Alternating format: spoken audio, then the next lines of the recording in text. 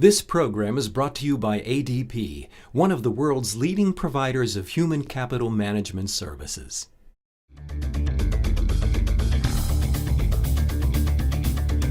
was hit by a roadside bomb in Baghdad, Iraq. We came around a corner and drove straight into an ambush. The RPGs came through the front of my vehicle, went right through my shoulder. I fell over 35 feet. That ended my career. I had a choice to make that day. I was either going to succumb and let that accident determine the course of the rest of my life, or I was going to overcome. I basically woke up, learned that I had lost my right arm, and really thought at that point my career was over. I had an opportunity to watch one warrior who had just been given his prosthetic legs and was literally trying to take his first steps with his legs. And I remember, seeing his family and his kids. They were cheering him on, "Go, Daddy, go!"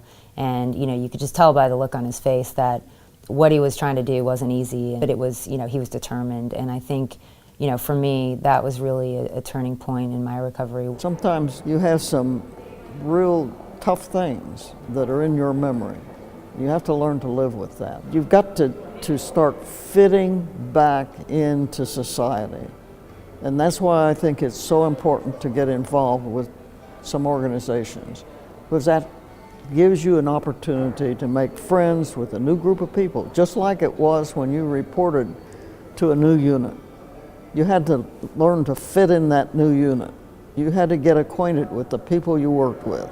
And you have to go through that same process to fit back in society. Make sure you go through the TAPS program or the retirement program that the services offer. Get those things worked out so that when you do transition, all your VA requirements are all done well before you get started. Every person that starts a business thinks you're going to have a lot of time to do a lot of different things.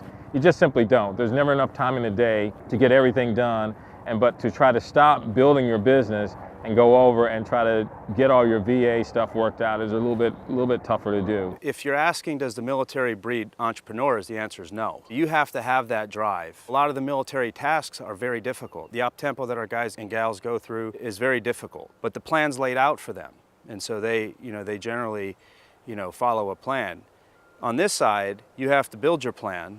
You have to follow your dreams. You have to be disciplined just as you are as a soldier. You need to think about what you've done when you were in the military, what you learned, the skills you picked up. I am a former Army logistics officer. I've always been in logistics and event planning, and I decided to start my own business. So I went from planning road marches and rifle ranges to planning fun outreach events and seminars. Most small business owners typically have about 10 years of private sector experience before they start their own business. Now, veterans have already spent 2, 3, 5, 10, 20, 30 years in the military. So I think for veterans, that's perhaps a little different. Maybe it's a little quicker. Some vets come out with a very specific skill that they know they want to deliver and provide in the private sector when they get out. Starting my business was really about two things. It was about moving on with my life and regaining my sense of purpose. And it was also about continuing to serve. It was about the idea that, I wanted to leverage, the skills that I had and also look for other folks, warriors, other military people, veterans who, may be able to join the company and really share in that vision and mission. The number one thing is jump.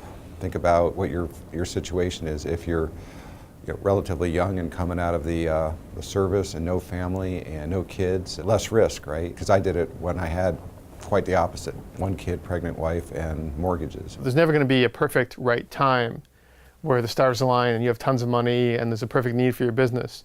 You have to just go for it. Ideally, you have all the money you need to get started, and then you have 6 months extra beyond that in the bank to cover the first 6 months operating expenses. And it wasn't the case for me. I started my company with a loan from a Navy buddy of mine. These returning veterans, they got to count on the seasoned vets like myself to tap onto the resources, and don't be afraid to ask an older guy, "Hey Ed, hey Chief, can you help me?" Absolutely, we will help you. But if you don't ask, we can't help. Find out what resources are out there that's available. The resources are there, you just have to find out which ones are going to help you start the type of business that you want to start.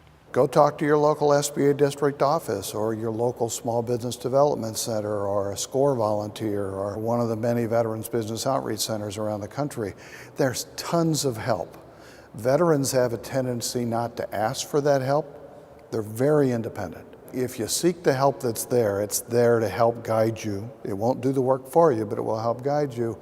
And if you do that well, it will accelerate many of the things you need to learn about how bureaucracies work, what is available, what's the job market really look like, should I buy a franchise? I'm thinking about financing, I may need to buy a home on the GI Bill, how does that work? It'll save you a lot of time, a lot of heartache, a lot of headache, and hopefully minimize the mistakes you make, because you're going to make mistakes. The Department of Veteran Affairs has a website where they have a wealth of information on those websites to help the veteran who is looking to become a business owner know what steps to take initially, to get to this point.